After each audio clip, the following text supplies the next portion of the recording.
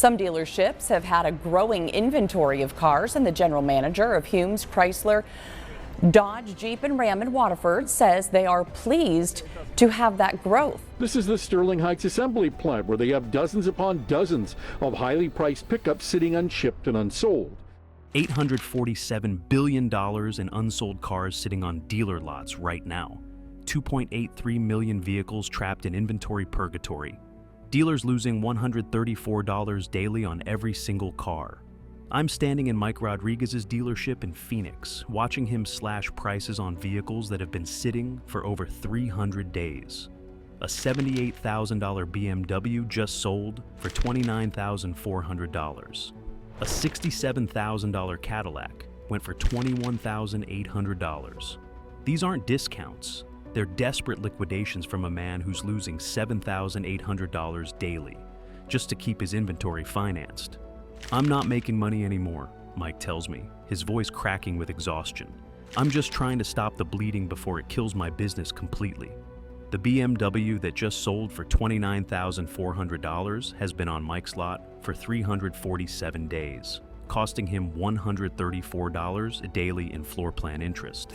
That's $46,498 he's paid just to keep one vehicle that nobody wanted at full price. But this isn't just about one dealer or one brand. This is about the systematic collapse of the entire automotive industry under the weight of $847 billion in unsold inventory. And what I'm about to show you will change how you think about cars forever. To understand how $847 billion in unsold cars got trapped in automotive limbo, you need to see the numbers wrecking even America's top dealerships. Mike once ran the most profitable luxury dealership in Phoenix. BMWs, Cadillacs, and Mercedes sold at full price with wait lists. He moved 180 units a month, barely offering discounts. Now he's moving just 23, at steep losses, just to cover debt payments. I've got $18.7 million in unsold inventory, he says, glancing at a sea of idle cars. His floor plan interest jumped from 3.1% to 12.4% in 7 months. Monthly financing costs surged from $48,000 to $193,000. That's $6,433 a day, whether he sells one car or none. The BMW E7 haunting his lot has been sitting 347 days. It cost Mike $79,100, but with $134 in daily carrying costs, he's already sunk $125,598 into it. The best offer, maybe $29,400. At this point, any sale feels like a win. I'm not chasing profit, Mike says. I'm trying to stop the bleeding. Desperation has forced him to sell at a loss because holding costs outweigh any hope of recovery. Worse, buyers are walking away from deep discounts. One customer refused the $29,400 UI7, citing EFI reliability, charging limitations, and poor resale value. He said he wouldn't take it for free, Mike admits. That's when you know the market's broken. It's not just about price. People don't trust the tech. His worst case? A $127,000 Mercedes EQS that's been sitting 389 days. He's dropped the price to $24,900 and still can't sell it. With $191 in daily costs, his total investment has ballooned to over $200,000. The tech, the subscriptions, the complexity, people just don't want it, Mike says. And it's not just luxury cars. In Dallas, Honda dealer Jennifer Walsh faces the same collapse. She has 87 Civics, each sitting over 230 days. I'm offering $28,000 Civics for $16,000, she says. Still, no takers. Customers are spooked by reliability, cost, complexity. Even affordable cars are collecting dust. This isn't a luxury car problem. It's a full-blown industry crisis. The $134 a day death spiral is ripping through every dealership, across every price point, and no one knows how to stop it. The $847 billion in unsold cars marks the largest product failure in retail history, bigger than any collapse the industry has ever seen. To grasp the scale, it's more than Saudi Arabia's GDP, more than the combined value of Disney, Netflix, and Amazon, and enough to buy every home in Chicago. Yet it's all rotting on dealer lots, losing value by the day. We've never seen inventory levels like this, says analyst Maria Santos. U.S. dealers are now sitting on 2.83 million vehicles, a 14.5% jump since January. Automakers keep pumping out cars no one wants. Dealers can't move what they already have. Worse, this isn't just a supply issue. It's a financial time bomb. The average dealer holds $12.4 million in inventory, financed at 11.7% interest. That's $120,000 a month in fees before a single sale.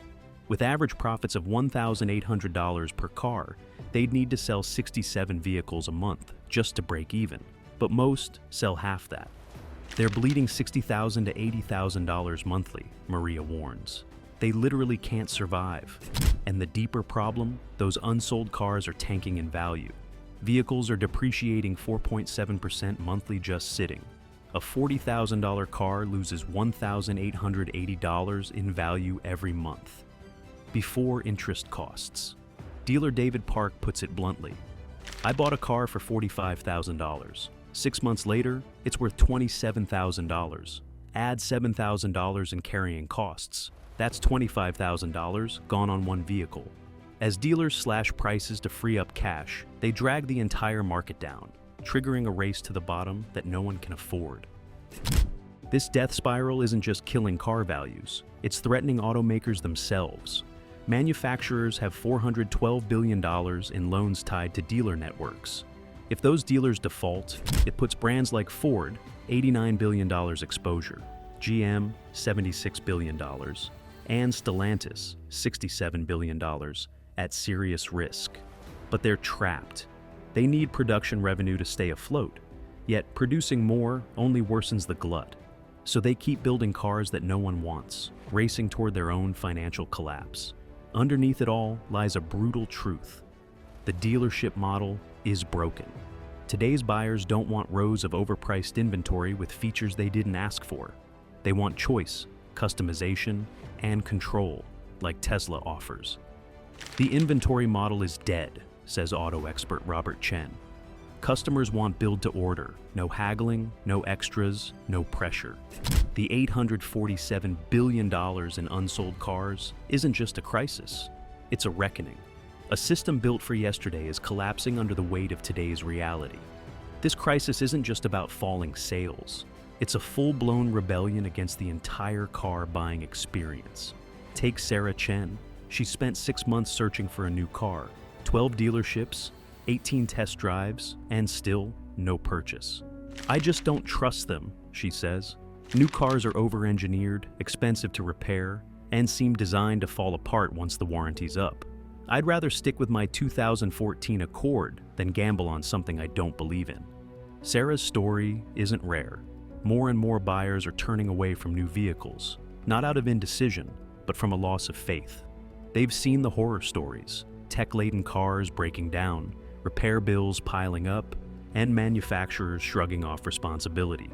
What makes this rebellion so powerful is that it's not about money. Dealers threw everything at me, Sarah adds. 0% financing, deferred payments, free maintenance. One even offered to clear my old loan. I still walked away. Because it's not about price, it's about trust. Incentives that once closed, deals now fall flat. Customers no longer trust the machines, the dealerships, or the companies behind them. And the rebellion doesn't stop at the sales floor. It's spilling into the ownership experience.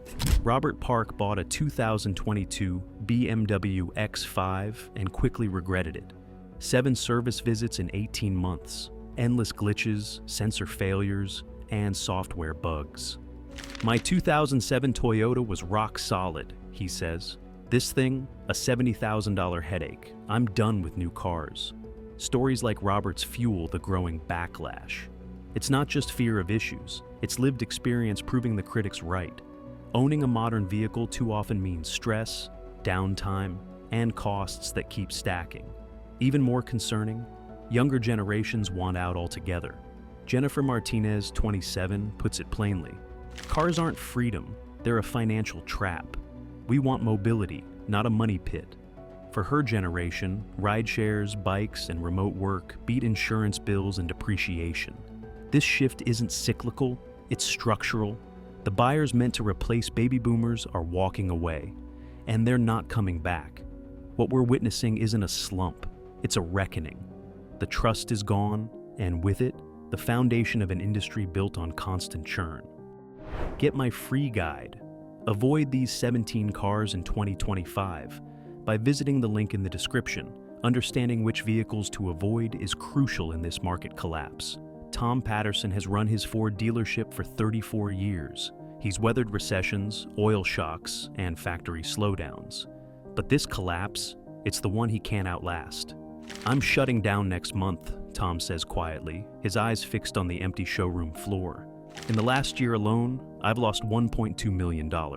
My credit lines are maxed. I can't move inventory. There's just no way forward."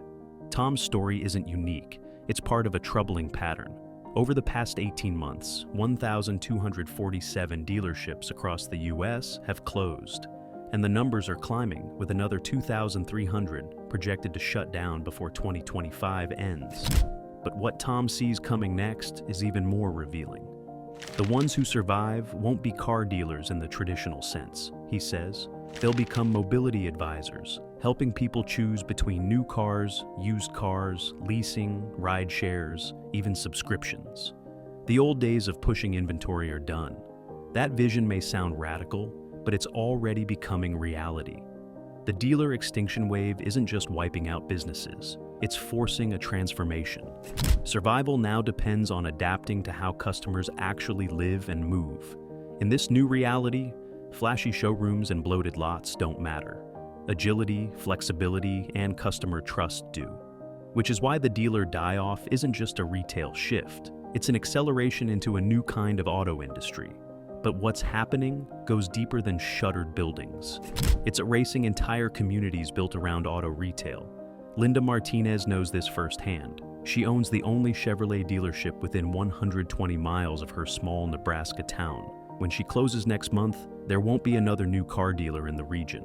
"My customers are heartbroken," Linda says. "They're not just losing a place to buy a car. They're losing their only option for parts, repairs, and warranty work. Some of them will have to drive 3 hours for service."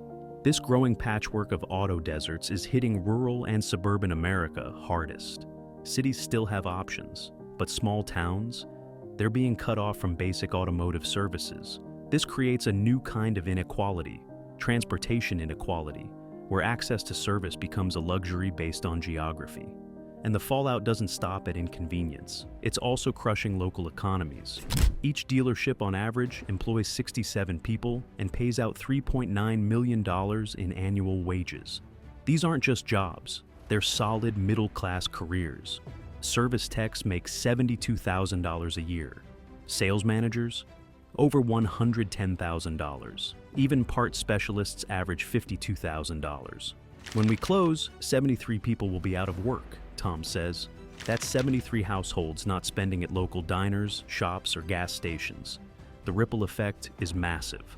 So far, the closures have cost communities 83,549 jobs and $5.2 billion in payroll. And with another wave on the horizon, the economic toll could balloon to 154,100 jobs lost and nearly $10 billion in wages wiped out. These aren't just numbers, they're livelihoods, tax revenue, and the financial backbone of entire towns. But beyond the job losses and shuttered doors lies a bigger truth. Americans are rethinking how they move. The era of default car ownership is fading. While some will still buy cars, many now prefer more flexible options, ride-sharing, subscription models, or app-based mobility solutions. The future isn't about selling a car, says auto analyst Maria Santos. It's about offering mobility. Dealers that pivot to that role will survive, the rest won't. This shift signals a major redefinition. Transportation is becoming a service, not a possession. People want access, not ownership. Flexibility, not responsibility. What we're witnessing isn't just the collapse of dealerships. It's the unraveling of an old system.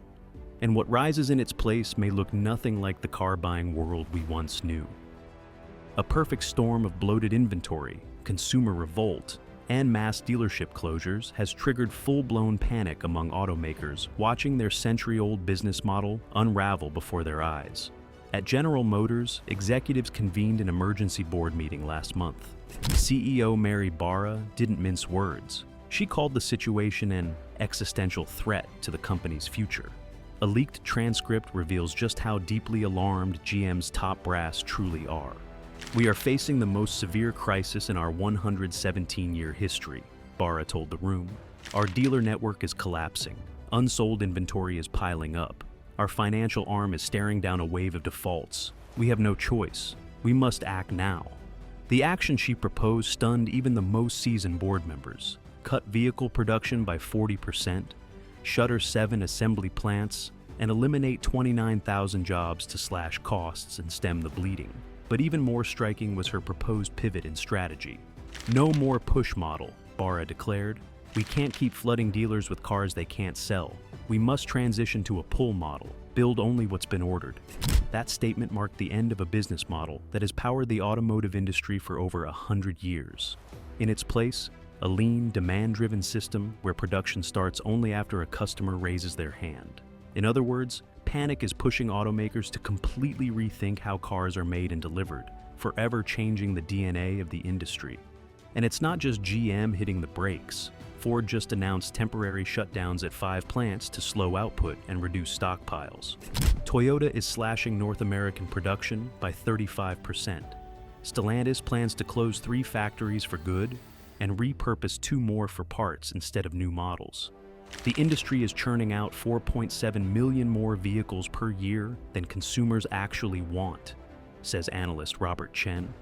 That's $235 billion worth of overproduction. The only logical response is to cut, and cut hard. These dramatic reductions signal more than just a short-term adjustment. They acknowledge a sobering truth. The demand for new cars isn't coming back to where it was, ever.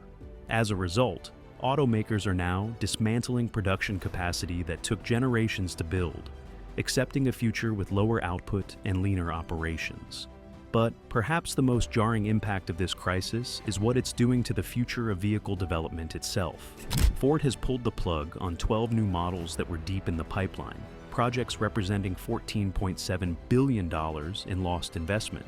General Motors has quietly canceled 8 EV programs. Stellantis is delaying all new vehicle launches for at least 2 years.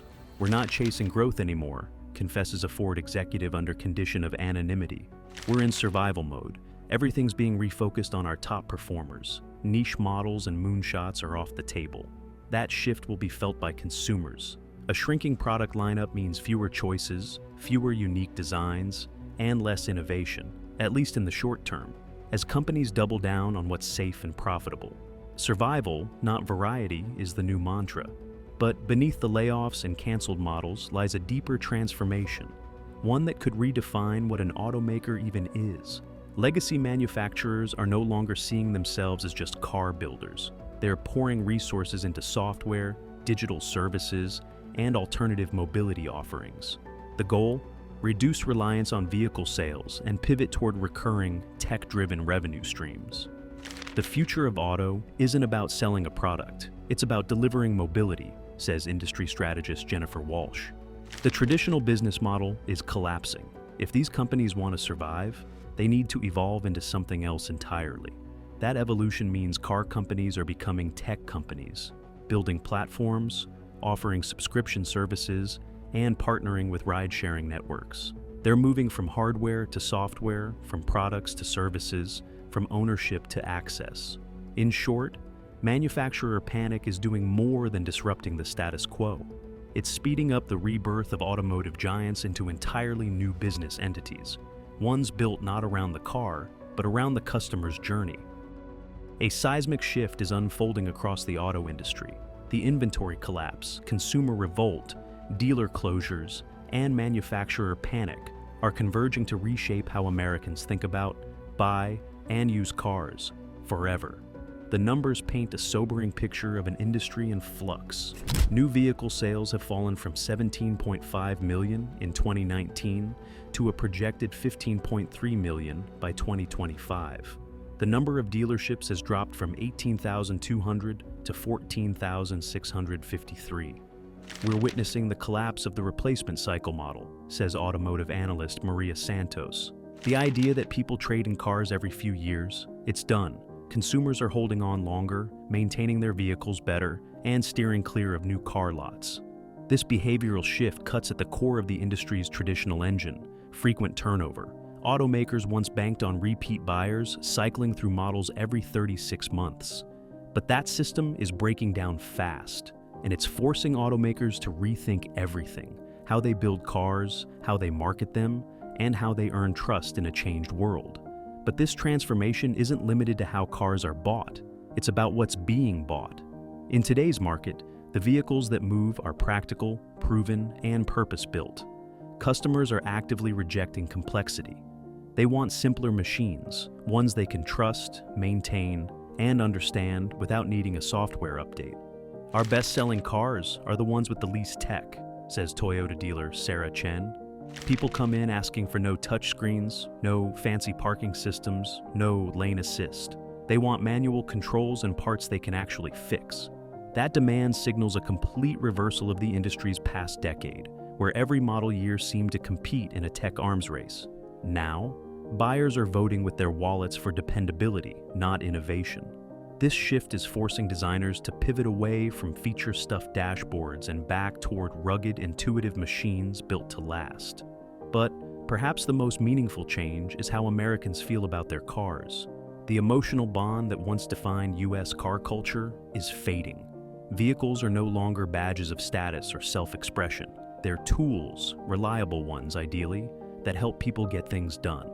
My parents cared about what they drove, says 32-year-old Robert Park. For them, a car was identity. For me, it's utility. I don't care how it looks, I just want it to work and not cost a fortune. That perspective represents a quiet cultural revolution, one that changes not only what sells but how it's sold. From marketing to dealership experience, the emotional storytelling is giving way to practical messaging. And beyond that shift lies an even bigger evolution. Ownership itself is becoming optional. For decades, owning a car was considered a rite of passage. Now, it's just one option in a growing menu of mobility solutions. Car sharing, subscriptions, ride-hailing, and public transit are all carving out their share of the market. The real future of transportation isn't binary, explains mobility strategist Jennifer Walsh. It's not own or don't own, it's access. And access looks different depending on the moment. This personalized, flexible model of mobility is rapidly gaining ground, especially among younger urban populations who prioritize convenience over commitment. In short, the transformation is bigger than inventory. It's a full reboot of how Americans approach transportation itself. So, if you're looking to buy a car in 2025, don't forget to pick up your free guide on which cars you should absolutely never buy. Next week, I'll take this even further by revealing a list of 7 major car brands that may vanish by 2026. These companies are on the brink, and if they go under, their customers will be left with orphaned vehicles and no warranty support. The list includes some shocking names you wouldn't expect to see on the chopping block. If you care about what you drive, or what you might buy soon, you won't want to miss it. Tap the bell so you're first to know. We're only at the beginning of this massive shift. The auto industry is transforming before our eyes. The real question is, are you adapting or clinging to a reality that no longer exists?